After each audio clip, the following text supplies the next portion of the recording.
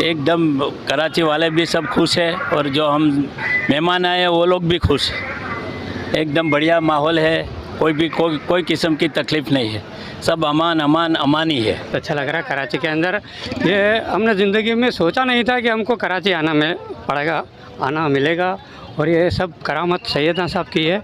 और हमको यहाँ पे हम मौला के बहुत शुक्रगुजार है कि हमको पाकिस्तान बुलाया आशरा में। लाखों लोगों में से बहुत कम लोगों का ऐसा मौका नसीब होता है कि उनका पास निकले और वो यहाँ पे अटेंड करे ये मुहर्रम।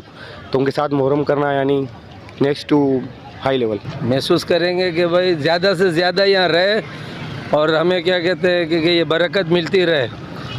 मुहर्रम में बहुत सुकून के साथ ये बरकत मिल रही है मौला के तशरीफ़ लाने से, और मज़ीद तशरीफ़ रखे।